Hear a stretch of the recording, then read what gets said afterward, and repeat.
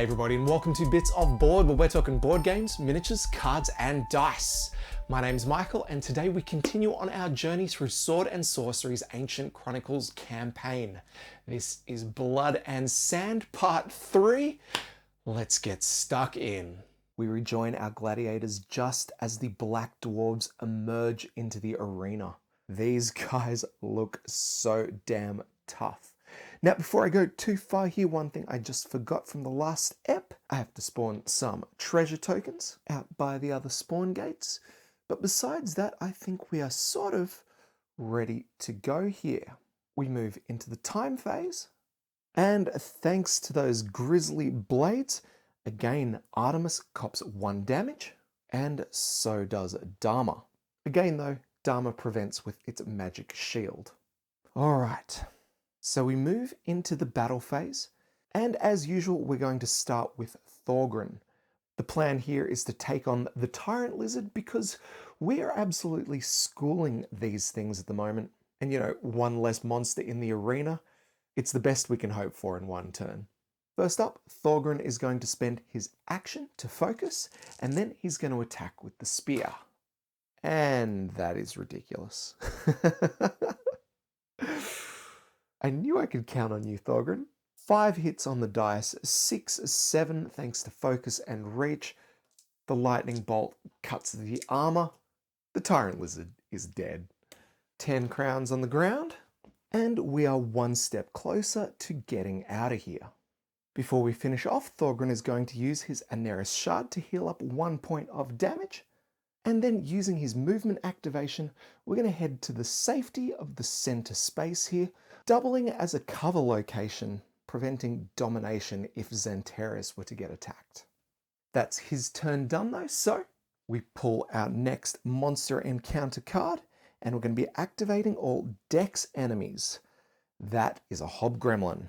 Now he's got 2 available targets at the 0 to 1 range. But these guys go for the rich targets. And in this case, it's Artemis with 50 crowns. So we're going to move to engage. Enemies, of course, ignoring the hindering terrain. And then it's going to attack with the Stone Blade. 1 hit plus 3 blue dice. A grand total of 3. 2 defense dice Artemis rolls, preventing 1. She cops 2 damage straight up. 1 more hit and she's dead. Yeah, she's in trouble. Next, if enemies control its area, attack with bite. Otherwise, move 1 space away. And I think I've had this one backwards, guys and gals, because Hobgremlins are the enemies. And I don't think we're talking enemies from the perspective of the Hobgremlins. Let me double check. Yeah, my bad. I might have done that wrong a couple of times before. This guy is actually going to move 1 space away. And that's kind of why I wanted to double check, because like I said, Artemis can't handle that next hit. Enemies done, we might actually get into Artemis's turn here. Probably should have started with her, but this is okay. We're going to begin her activation by getting kind of the hell out of there. And I mean right the hell out of there. The movement activation is going to go 1, 2, 3. Then we'll spend our action activating Precise Strike. And then because our Elven Longbow has range of 4, we can target all the way down to take a shot at the Hobgremlin. Although he is resistant to our attack, maybe we should go the Black Dwarf. Ooh, stuff it. Let's go the Dwarf and let's see what we can do here. Firstly, we grab our critical, and it's going to be 1 straight up damage. Very nice. Okay, so it looks like I need to get my eyes checked. That is actually 2 damage straight up. Nice. We go ahead and roll the attack now. That's not bad. We'll get another critical, and it looks like we'll get a reroll off that one as well. Fix that. And that is a solid bunch of hits. Actually, I think it was a star. Right. Let's get rid of this dice. Draw our next critical. And it's going to be -2 max health. Fantastic. And then, because we did roll an extra lightning bolt there, we can bump up the hits by 1. So a grand total of 4 hits made there. Now, ignoring the Black Dwarf's skirmisher ability for the moment, the way that the Black Dwarf defends here is entirely with his magic shields, because he has 1 shield per hero 4 heroes means he prevents all 4 damage straight up, and this occurs before we work out any armor or roll any defense dice. So that's pretty much the end of the attack, but I gotta say, we've still done very well. Those criticals were just brutal, and we've knocked out his magic shields for this round, so we actually might have a shot taking him out here. Let's see what happens though. And we draw our next encounter card, activate all wounded enemies, and ladies and gentlemen, we have just one.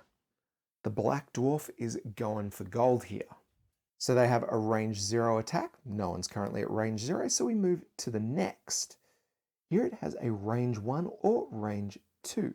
Jian, Dharma, Xantares, and Thorgrin are all available targets here. But he is going to focus on the Faith character. Jian, good luck, girlie. The dwarf begins with its Dark Bolt, 2 hits plus 2 blue dice. One more there, and he inflicts blind. No good. Jian has 1 armor, and we can roll blue dice for the remaining 2 hits. A lightning bolt will get us a re-roll, or we can just use it for straight up defense. We'll do that. Unfortunately, we're unable to prevent 1 damage coming through. The dwarf continues, and if charged and there is a wounded enemy within 1, he uses healing. The question is, does he count as a wounded enemy? I would say yes. And he is back up to full health. And when I say full health, I mean full health. See, I forgot about dwarven traits, and they ignore all body conditions except KO, meaning that -2 to max health does not go off. This is going to be tough. Done with the dwarf, we move back into the hero turn, and while we could activate with Jian, her blindness is going to make doing anything a little bit difficult, so we should probably go Xantares. We'll begin spending an action to utilize his Thunder Strike, and yet we had better target the Black Dwarf. 1 hit prevented by the Black Dwarf's resistance, but we do get the KO, which is exactly what we want there. We go again and utilize our Confusion ability, and this time we're going to target the Hobgremlin. Mainly, we want to get one of his bleeding attacks up on the Black Dwarf. 1 hit plus 3 blue dice. Oh my goodness. Oh my goodness. Okay, so that was a bit of a fail. Let's, before I forget, let's just quickly roll for Xantares a Flux. Flux for Thunderstrike, nothing. Flux for Confusion, nothing. Seriously, that hurt. We draw our next monster encounter, and we'll be activating all green enemies. The Hobgremlin's going for range 0 to 1. Both Jian and Dharma are available, but it's going to be Jian because she is the richest. The Hobgremlin moves to engage and attacks again with the Stone Blade. 1 hit plus, only 1 more. Jian's armor prevents 1 and our roll prevents the other. Again, enemies don't control the location, so he retreats. We move into Jian's activation, and we're going to try and pop off our healing wave so we can discard the body condition. This in itself requires us to make a save for us to be eligible to make the activation. So we roll, hoping for a star, and we make it. And it's on camera. Yes. Okay, cool. We heal up our 1 point of damage that we've got, heal our blind, and then we are good to continue with the rest of the activation. I think we're going in hard here, so we use a free action to enact Anomus's word, plus 1 hit, and we are going to dive in against these guys here, targeting the Black Dwarf with an attack. Rolling. Again, mostly shocking, with just 1 hit making it through. Now, usually the Black Dwarf wouldn't have a dice to roll here, but because of its skirmisher, it rolls and does not roll defense. That's its first damage. Only 7 to go. Ugh. We draw our next encounter, and here we'll be activating all fighters. None on the board, so we activate up to 2 enemies, blue ones before greens. Both of our dwarves will activate. Let's start down here. The Black Dwarf stands up, and then it attacks with its hammer. 3 hits on the dice plus 2 more for the double lightning bolt. 5 total plus 1 for domination, 6. Xian's armor takes it down to 5, and she can roll 4 defense dice with just 1 save. 3 hits straight through. The Black Dwarf continues on and uses its Dark Blessing. Until time phase, all enemies within 1 area gain +1 hit and +1 armor. Thank goodness for us, we are about to move in to the next time phase. Not before activating our second Black Dwarf though, and this one has targets at range of 2. Preferring to attack a Faith character, he's not going to get anywhere with that. Instead, he's going to target Xantares with the least amount of hit points remaining. 2 hits plus 2 blue dice. No more, just the 2. Xantares has some magical armor which will prevent 1, and then we roll, missing the other one unfortunately. Xantares is now sitting on 2 damage. Now if there were any damaged enemies, he would be able to spend his charge to heal them up, but because everyone's okay, he too is just going to go the Dark Blessing. +1 hit, +1 armor for all enemies within 1 area until time phase. Enemy activation is done, and we move into the next event phase. Here, we just discard the top card from the event deck, and then we're into the time phase, and all Dark Blessings fade away. Here, all of our heroes refresh all their powers, and then, well, the Black Dwarf, he gains back all of his shields, and because I suck at keeping track of these, I'm actually going to use the tokens for what they're there for. Into our hero's activation, let's see what Thorgrin can do. We'll first heal up with a Neris Shard. He now has no damage, but we're about to get that back because yes, we are going to move straight into this location with the deadly terrain. This gives us Rage 1. Thank you very much. Then we spend an action to focus, and we attack the dwarf with our spear. 3 hits on the dice, 4 for range, 5 for focus, 6 for rage. Not bad, mate. First up, we crack through all 4 points of the Black Dwarf's magic shield, and then we'll spend a lightning bolt to crack through his armor as well. 2 damage remain, the dwarf gets a save, and the 2 damage go through. Well done. Thorgrin now done, we move into an encounter, and we activate all enemies at full health.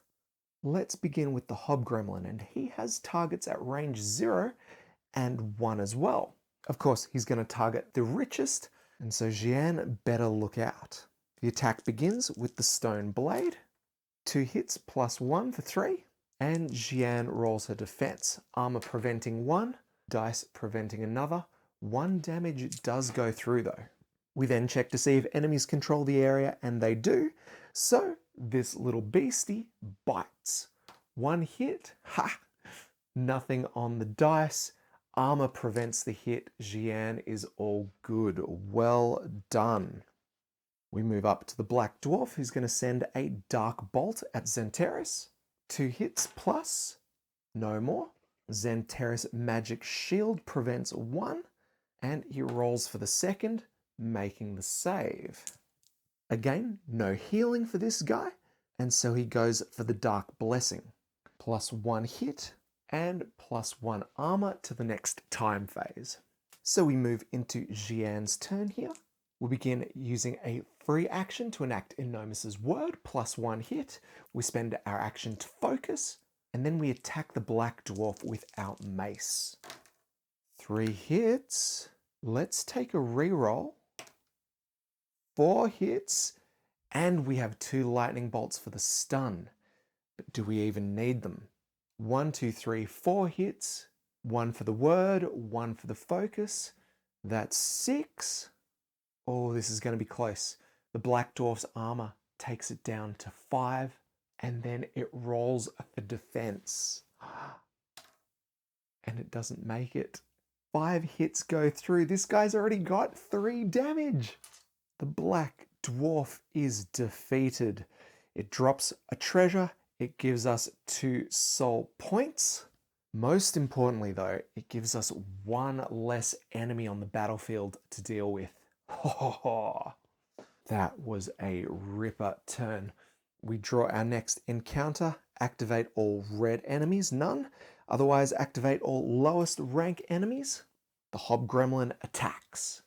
Again, Xian cops the attack. 3 hits in total. Again, no bleed. She's doing very well there.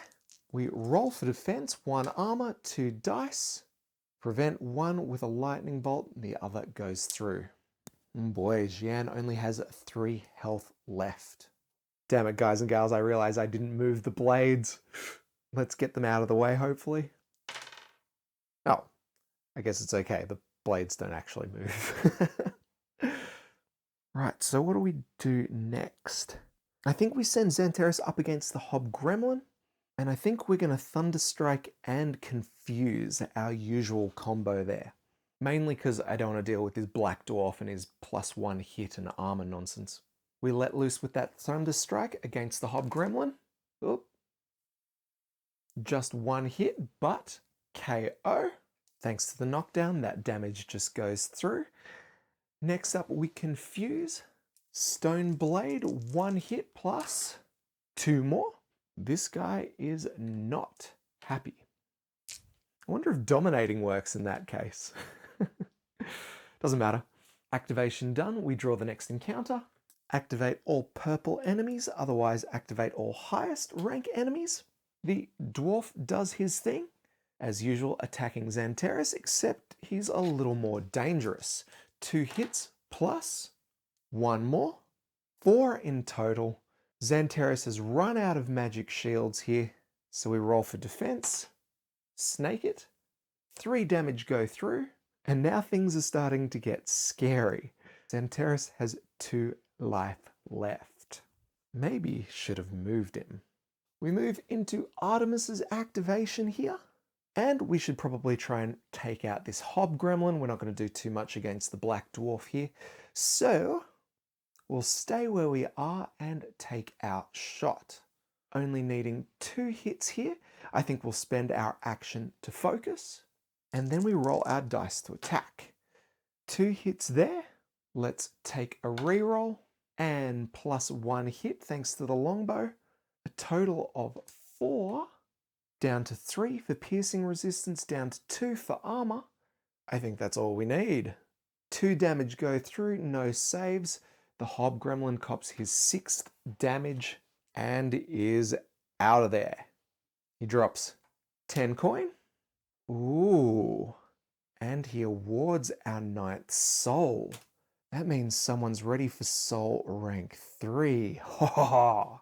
That's it for our heroes though. Activate all engaged enemies. No one is engaged.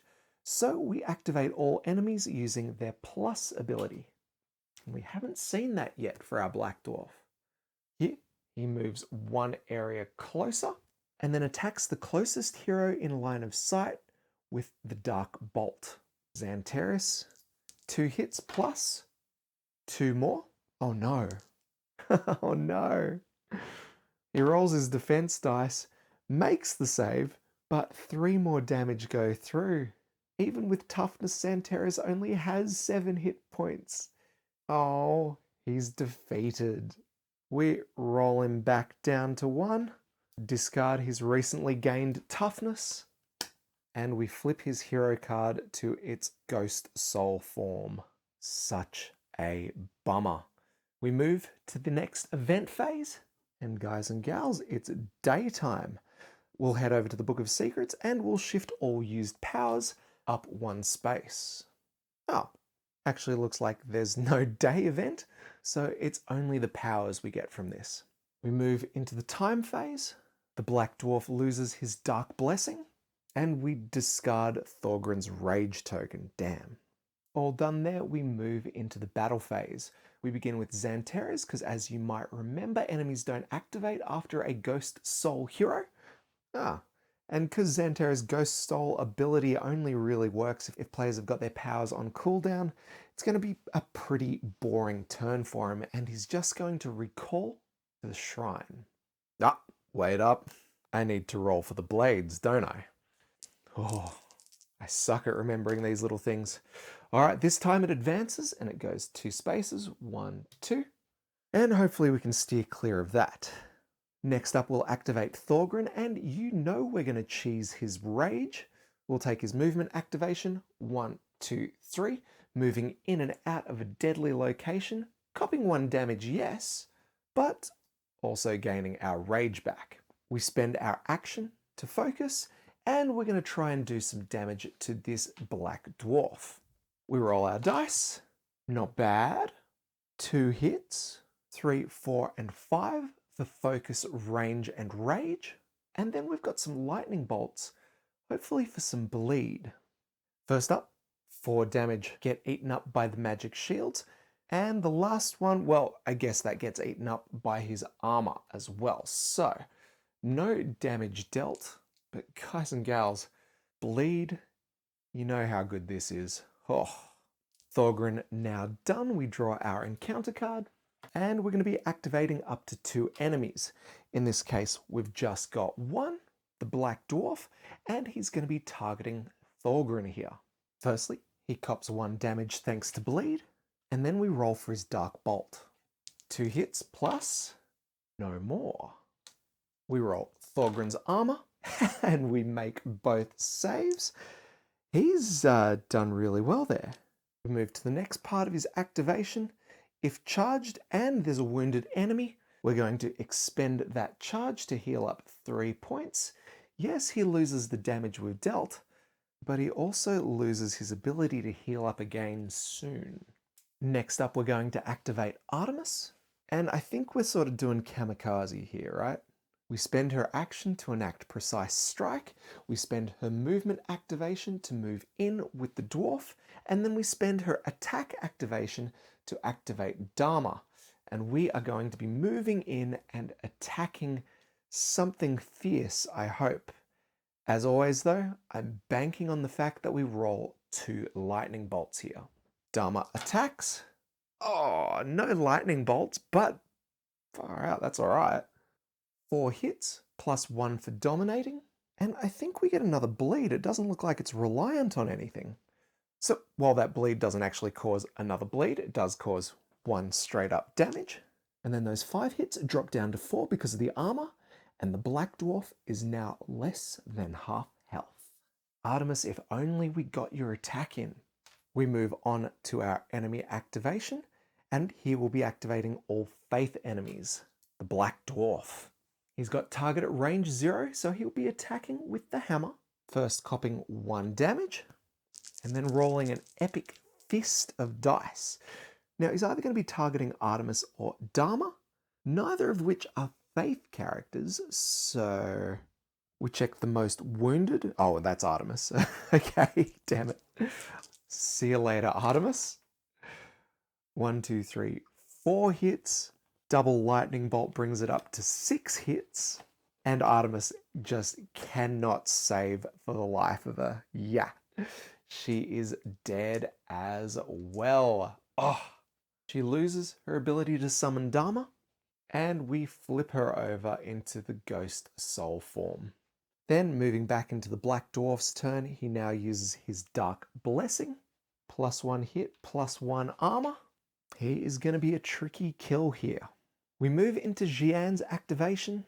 We use her heal to drop us back to 3 damage. And then we're going to go in for the attack.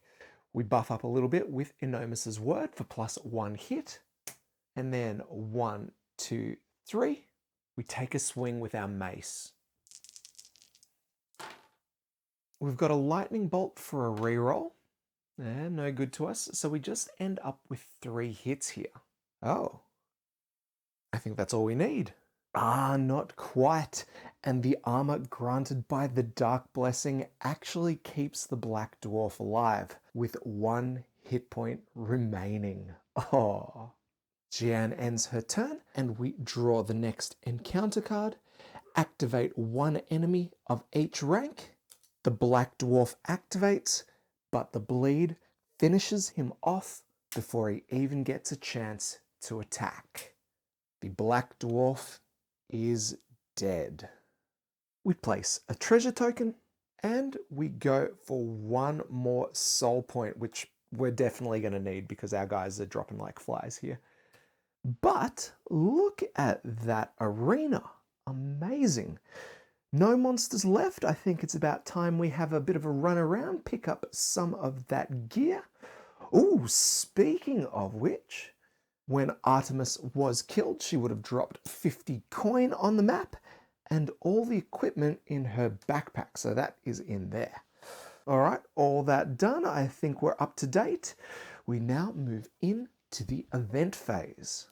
And ladies and gentlemen, we have Story Event 3.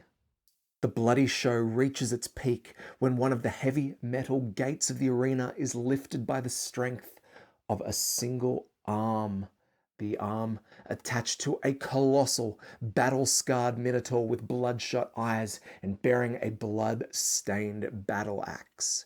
The adrenaline explodes in the crowd as the roar becomes deafening. The heroes know all too well the creature will not stop as long as the pulsating veins in its bull-like neck feed its homicidal fury. Oh no. Guys and gals, it's time to spawn the red Minotaur enemy, and then we immediately activate it. What? We roll a blue die, and the Minotaur comes in from the south. His closest victim is Thorgrin at range 2. If there are no other heroes in the victim's area, use Rush. We move to engage, with the next attack inflicting +2 hits and -2 armor. Then we attack with Horns. A total of 4 hits +2 red dice. Oh no! Oh my goodness, that is 7 plus he gets a critical 2. Let's draw that critical and we get blind. We place our blind token, but that is a lot of damage. What did we have? 7? We have 3 defense dice to roll here. Down to 5. Yowza. Thorgrin is down to 3 hit points, but we do get to bump his rage up, so that's kind of good. Right, so that's it for the bull's immediate activation. We continue on for our story event, spawning 2 more enemies onto the map. The first one appearing in the top left, it's going to be a tyrant lizard. And the second one coming out with the lizard is going to be the other tyrant lizard. Oh no. Now, this second tyrant lizard also comes out with an enemy power, and that is attack spines.